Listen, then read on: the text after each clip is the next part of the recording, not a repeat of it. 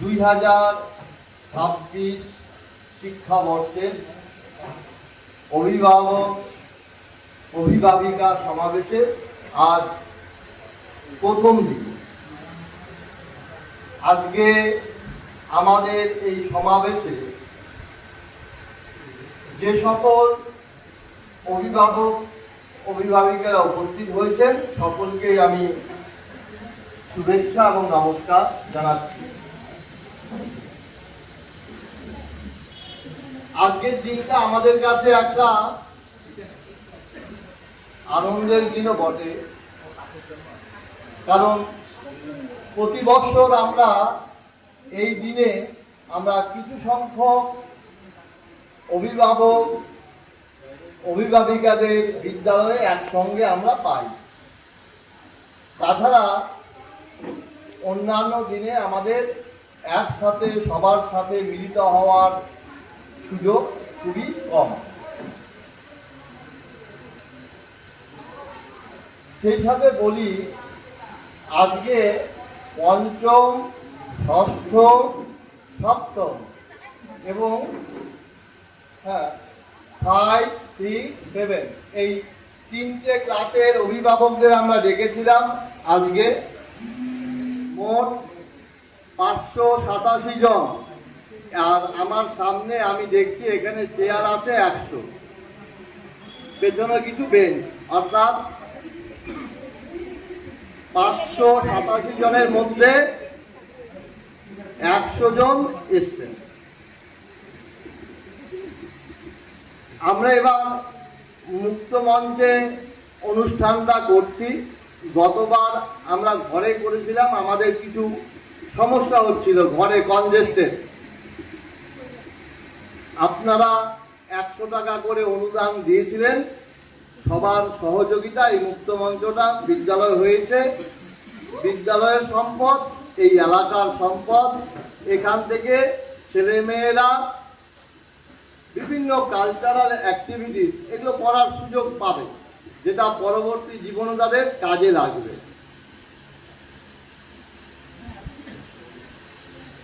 গার্জিয়ানদের বিদ্যালয়ে ডাকার উদ্দেশ্য সরাসরি শিক্ষকদের সাথে কথা বলা, বিশেষ করে শ্রেণী শিক্ষক যারা আছে। এই সত্রের পর আপনারা ওদের ক্লাসরুমে যাবেন, ক্লাস টিচারদের সাথে মত বিনিময় বা কোনো বিষয় জানার থাকলে আপনারা সেটা জানতে পারবেন। একটা শিশুকে বড় করা, মানুষ করা বাবা মায়ের কাছে স্বপ্ন এবং চ্যালেঞ্জ, বিশেষ করে এই সময়ে। এই যে এখন যে সময়টা চলছে, এই সময়টাতে ছেলে মেয়েদের সঠিকভাবে বড় করে তোলা, তাকে সমাজের উপযুক্ত আদর্শ নাগরিক করে তোলা অনেক ঝড় ঝাপটা। সুতরাং আমাদের দায়িত্ব অনেক কঠিন। এই কাজটা যদি আমরা শিক্ষকরা এবং অভিভাবকরা ভাগ করে নিতে পারি, তাহলে অবশ্যই আমরা যে স্বপ্ন দেখছি সেটা সফল হবে। বেশিরভাগ অভিভাবকদের মনে প্রশ্ন আসে, ছেলেটা বা মেয়েটা ঠিকঠাক পড়ছে না, পড়তে চায় না, বিদ্যালয়ে যেতে চায় না, ইত্যাদি ইত্যাদি। এগুলো সাধারণ সমস্যা। ভারতবর্ষের সব বাচ্চার এখন এই সমস্যা। মাথা ঠান্ডা রেখে এগুলো মোকাবিলা করতে হবে। বাচ্চাকে অকারণে শাস্তি দেবেন না, মারধর করবেন না। শুধু লক্ষ্য রাখবেন কোনো খারাপ সঙ্গের সাথে যেন যুক্ত না হয়ে পড়ে। গতবারের একটা ঘটনা এখনো আমাদের স্মৃতিতে অমলিন হয়ে আছে।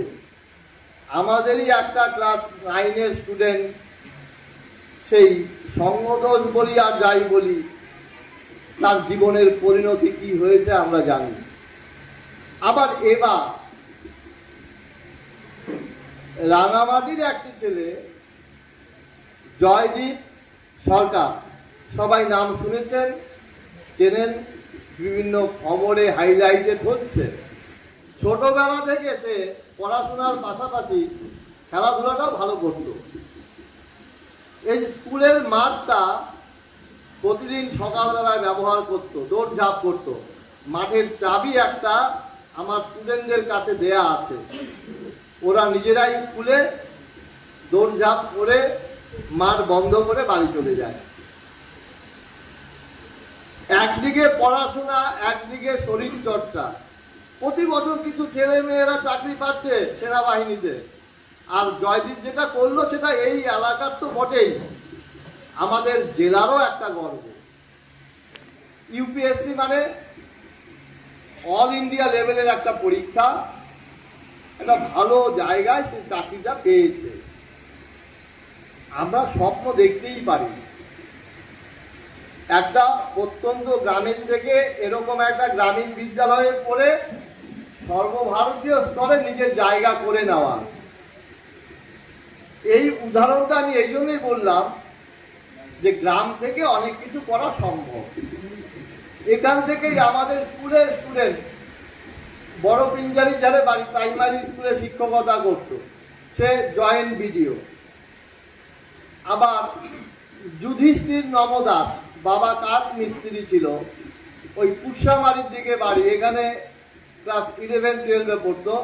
সেও WBCS-এ বি গ্রেড পেয়েছে, সেও অফিসার র্যাঙ্কে।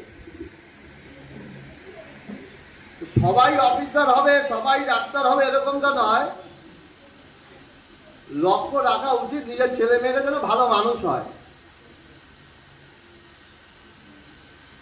আর স্কুলের কাজ হচ্ছে একদিকে লেখাপড়ার সুযোগটা যেমন করে দেওয়া, শরীর চর্চার সুযোগ, পাশাপাশি তার সৃজনশীলতা বিকাশের জন্য নাচ, গান ইত্যাদি চর্চার যেন সেখানে অনুশীলন হয়। সামাজিকতা, সমাজের প্রতি দায়িত্ববোধ, যার জন্য ছেলে মেয়েদের নিয়ে আমরা শোভাযাত্রা করি 15ই আগস্ট, 26শে জানুয়ারি। এগুলো না করলেও তো হয়, অনেক স্কুলই করে না। করার উদ্দেশ্য হচ্ছে ওদের মধ্যে একটা একতা বোধ আসুক, দেশের প্রতি ভালোবাসা আসুক, বিদ্যালয়কে ভালোবাসতে পারুক। এরকমটা নয় যে নিজের মাকে আমি ভালোবাসি না, আমি অন্যজনকে ভালোবাসতে পারবো। ভালোবাসা এতটা সংকীর্ণ নয়। যে নিজের মাকে ভালোবাসতে পারবে সন্তান, যে সন্তান, সে অন্যের মাকেও ভালোবাসতে পারবে। যে নিজের স্কুলের শিক্ষককে ভালোবাসতে পারবে, শ্রদ্ধা করতে পারবে, সে পাশের স্কুলের শিক্ষককেও শ্রদ্ধা করতে পারবে, ভালোবাসতে পারবে। এই উদার দৃষ্টিভঙ্গি, কারণ এই ছেলে মেয়েরাই বড় হবে, সমাজের হাল ধরবে, দেশের হাল ধরবে। চারিপাশে চোখ খুললেই আমরা দেখতে পারি দুর্নীতিতে ছেয়ে গেছে, প্রত্যেকে সেই সমাজেরই তো প্রোডাক্ট। আর এইভাবে একটা সমাজ বা দেশ চলতে পারে না। ভালো মানুষ না থাকলে সমাজ বা দেশের দায়িত্ব কে নেবে? আমরা যেটাকে ভাবছি যে হয়তো এভাবেই আমাদের জীবন কাটাতে হবে বা চলতে হবে, না, এটার থেকে বেরিয়ে আসতে হবে। ছেলে মেয়েদের সেই শিক্ষাটা দিতে হবে। পরীক্ষায় কেউ ফার্স্ট হবে, কেউ সেকেন্ড হবে, থার্ড হবে, সবাই ফার্স্ট হতে পারবে না, সেটাই স্বাভাবিক। আমাদের ক্ষেত্রেও এটা প্রযোজ্য ছিল, আমাদের আগে যারা ছিল একই জিনিস প্রযোজ্য। শুধু লক্ষ্য রাখতে হবে যেটা পড়াশোনা করছে সেটা যেন ঠিক মতো করে। বাড়িতে একটা পড়াশোনার পরিবেশ তৈরি করে দেওয়া, স্কুলে নিয়মিত আসছে কিনা লক্ষ্য রাখা, স্কুল ছুটির আগে বাড়ি চলে যাচ্ছে কিনা লক্ষ্য রাখা। এখন আর গ্রাম যে সহজ সরল মানুষের পরিপূর্ণ ওরকমটা নয়। গ্রামের মধ্যে অনেক জিনিস ঢুকে গেছে যেগুলো শহরে আগে ছিল। গ্রামের ছেলে মেয়েরা ওগুলো এখন উপভোগ করছে, যার ফলে বাবা মায়েদের চিন্তা অনেক বেড়ে যাচ্ছে। সবাই মিলে নিজেদের ছেলে মেয়েদের ভালো করতে হবে। দায়িত্ব যেমন আপনাদের, দায়িত্ব আমাদেরও বটে।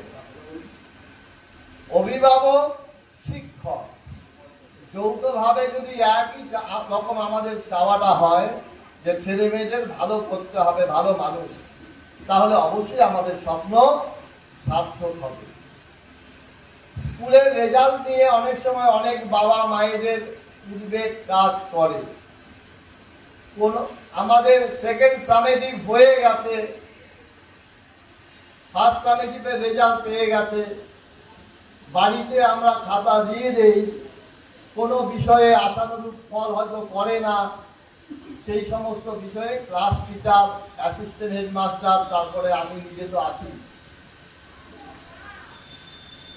নিজেরা আসবেন, আলোচনা করবেন। এরকমটা ভাববার বিষয় নয় যে শিক্ষকরা আলাদা, আমরা আলাদা। আমরা যদি এটা মনে করতে পারি যে আমরা এই বৃহৎ বিদ্যালয় পরিবারেরই আমরা সদস্য, যারা বসে আছেন সামনে, যারা এখানে বসে আছে, সবাই আমরা এই বৃহত্তর বিদ্যালয় পরিবারেরই সদস্য। এই মানসিকতাটা যদি আমরা গভীরভাবে, দৃঢ়ভাবে পোষণ করতে পারি, বিদ্যালয় কদিনের মধ্যেই দেবালয় হয়ে যাবে। সব মানুষের ভালোবাসার কেন্দ্র যদি হয় বিদ্যালয়, দেবালয় হয়ে যাবে। স্কুলে আসতে ইচ্ছে করবে, স্কুলকে ভালোবাসতে ইচ্ছে করবে, ছেলে মেয়েদের ওই বোধটা জাগবে। যেখানে বসে আছেন ডান পাশে তাকান একটু সবাই, দোতলায় দেখুন কিছু গাছ, যেদিক দিয়ে ঢুকলে এই যে আমাদের গার্জিয়ানদের বসার জন্য যে ঘর, ওখানে কিছু গাছ ঝুলছে।